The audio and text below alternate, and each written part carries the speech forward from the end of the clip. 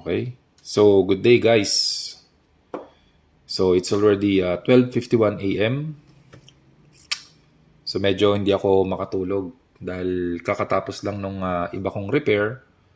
Okay, so naisipan kong mag-share ng konting bagay para sa mga co-technician natin na nagsisimula sa board level repair.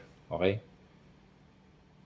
So, yung isi-share kong topic is about charging controller IC or charging section natin. Okay? So, usually, pagdating po dito sa charging section natin, ito po yung isa sa mga nagkakos ng no power. Okay? Yung battery po natin is not charging, fake charging. Okay? And may pagkakataon po na yung ating mga laptop, kapag may problema dito sa charging section, ay pwede pong hindi mag-display although meron naman pong input supply or kumpleto naman po yung input supply natin. Okay? So, pag-uusapan po natin yan dito sa charging circuit controller natin. So, bago ang lahat, syempre, bago po pumasok yung ating main supply dun sa pinaka-motherboard, okay, alam niyo po ba, meron pa pong ibang circuit na dinadaanan yung supply natin na 19 volts bago pumunta ng pinaka-primary rail natin or bago po i-convert yung voltage from higher voltage into lower voltage. So, paano po ba yun? Ito, pag-usapan natin yan. Pasensya na po sa boses ko kasi medyo hindi ko alam kung inaantok ako o pagod lang. Okay? Pero anyway, share ko ito sa inyo.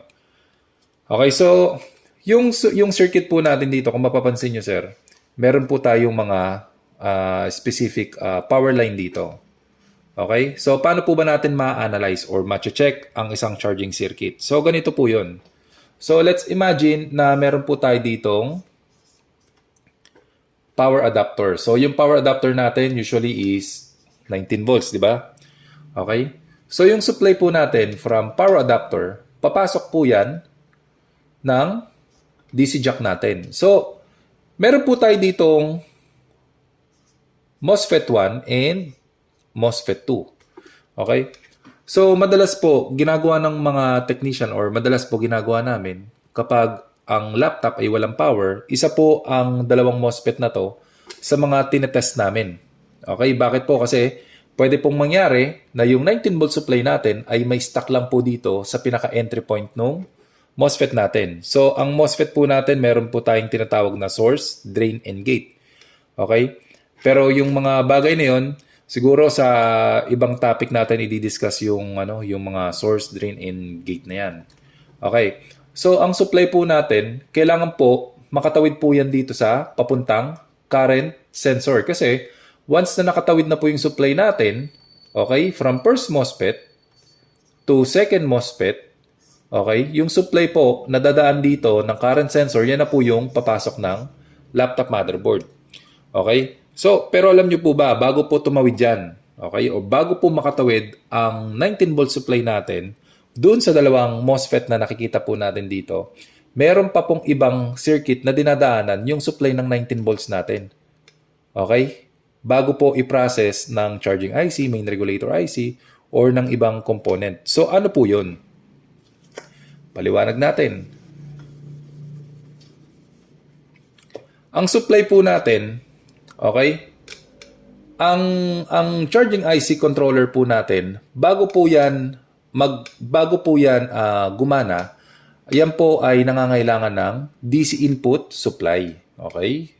So, yung supply po, papasok po dito sa DC input supply natin. So, bakit? Kasi, ayan po yung input supply na gagamitin ng charging IC controller natin para gumana siya. Okay? Yung sunod naman, ano po ba yung ibang karakteristik ng charging IC controller natin? Ang charging IC controller natin, kailangan niya pong ma-detect na may nakalagay na charger doon sa DC jack natin or sa laptop natin. So, paano po natin yan na-detect? Okay? Meron po tayong tinatawag na charging sensor. Okay? Ang signal name po na ginamit sa charging sensor ng laptop natin ay AC in signal or AC DET signal or AC detect signal. Okay? So, ano po yung AC detect signal na yan? Yung AC detect signal na yan, ayan po ang magdidetermine doon sa charger natin, okay? Kung nakakabit na po ba yung ating charger doon sa laptop o hindi pa. Okay? So, ayan, ito po yung pinaka-sensor natin para po malaman ng charging IC natin at SIO chip natin na may nakalagay na po na charger doon sa laptop motherboard natin. Okay? And kapag na-detect na po dito through AC detect signal, okay? So meron tayong tinatawag na AC detect signal. Pag na-detect na po ng AC detect signal natin na nakalagay yung charger, okay, automatically yung ating charging IC ay magsisend po ng tinatawag nating AC drive signal. Okay? So buray natin to. Ano po ba yung AC drive signal na yan? Okay? So, ang AC drive signal naman po, ito po ay isang trigger signal or switching signal na mag-enable doon sa first and second MOSFET natin para makatawid po yung 19 volts input natin dito, okay, na nanggagaling sa DC jack from drain to source. Okay? So, kailangan po natin tandaan na kapag hindi po nagbato ng AC drive signal yung ating charging IC doon sa first and second MOSFET natin, yung 19 volt supply po natin na nanggagaling kay charger ay hindi po makakatawid from drain to source or hindi po patatawirin na itong dalawang MOSFET. So, bakit po, sir? Ngayon, may mga nagtatanong, sir, ano ba ang function ng dalawang MOSFET na yan? Ano bang function or purpose ng dalawang MOSFET na yan? Actually, sir, yung dalawang MOSFET po natin na yan, para silang mga relay or switch breaker. Okay? So, what do we mean by switch breaker or protection circuit? Okay? Yung dalawang MOSFET na yan, sir, ayan po ang binibigyan ng command ni charging IC, okay? Para po mag-disable and i-enable yung supply na tatawid doon sa pinaka main circuit natin na papasok ng laptop motherboard. Okay? So, bakit po, sir? Bakit kailangan siyang i-switch on and i-switch off? Kasi po, once na may na-detect na short circuit, okay, yung ating SIO chip and charging IC natin dun sa pinaka-internal circuit natin. Ito po yung internal circuit natin. Okay, sa primary and secondary rail natin. Okay? So once na may na-detect po na short circuit doon sa external and internal circuit natin, automatically, yung ating charging IC ay hindi po magbabato ng AC drive signal. Kahit sabihin mong meron pa tayong DC input signal doon sa pinaka-charging IC natin. Okay? Anong gagawin ng charging IC? I-disable niya po yung kanyang AC drive signal. So once na naka-disable na po yung AC drive signal natin dito, yung ating supply from main DC jack ay hindi na po makakatawid ng first and second MOSFET natin. Kaya minsan, kapag tinest natin yung dalawang MOSFET na yan, sir, bakit kaya ganun? Wala tayong nakukuha na 19 volts dun sa current sensor natin. So, bakit po kaya walang nakukuha na 19 volts sa current sensor natin? Okay, so ito, paliwanag natin yung mga certain issues kung bakit po hindi nakakarating yung 19 volts dun sa current sensor natin. Okay? So, unang-una, pwedeng hindi po nadidetect yung ating AC in signal. Okay? Bakit po hindi nadidetect yung AC in signal? Pwedeng may problema po tayo dun sa voltage divider natin. Okay? Pwedeng mali po yung voltage and current na pumasok doon sa ano natin, sa pinaka-circuit natin. Okay? Kasi po i-recognize ng yan. I-check po actually, meron po tayong tinatawag na OVP and OCP. So, yung mga charging IC natin, yung ibang mga brand, meron po silang ability na i-check kung over voltage po ba yung charger natin or over current.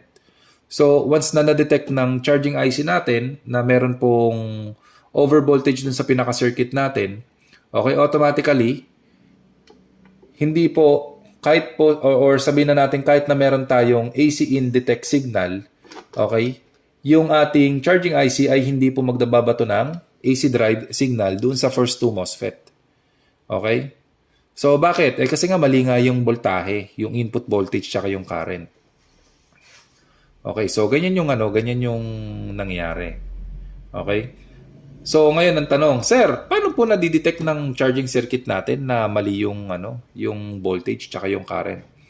So may mga certain meron pong mga certain DC jack na meron pong tinatawag na battery ID or battery identifier.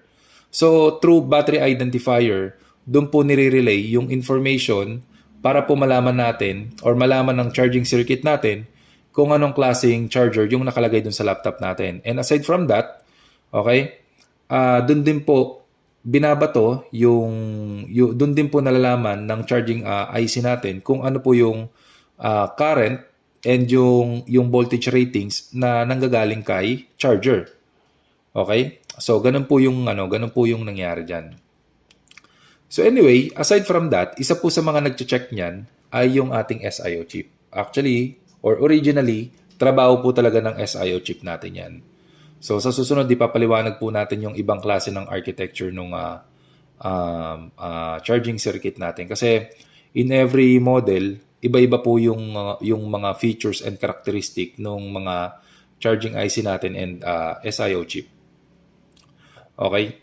So ito basic lang to. Ito yung basic na topic about charging circuit. Okay? So, to cut the story short, once na nakapag-send na po ng AC drive signal yung ating charging IC at nag-switch on na yung mga MOSFET para po makatawid yung 19 volts natin sa first and second MOSFET, yung ating charging IC naman po ay magbabato ng tinatawag nating AC OK signal. So, ano po ba yung AC OK signal? Yung AC OK signal na yan, okay, ayan po yung nagbe-verify doon sa charging IC natin para po masabi niya na 100% good working condition na yung ating AC detect, yung AC drive signal natin, okay, and lahat ng processing natin doon sa charging circuit natin. So, ini-inform niya yung ating SIO chip na parang sinasabi niya, oy, SIO chip, 100% good working condition na ako. Okay? So, kapag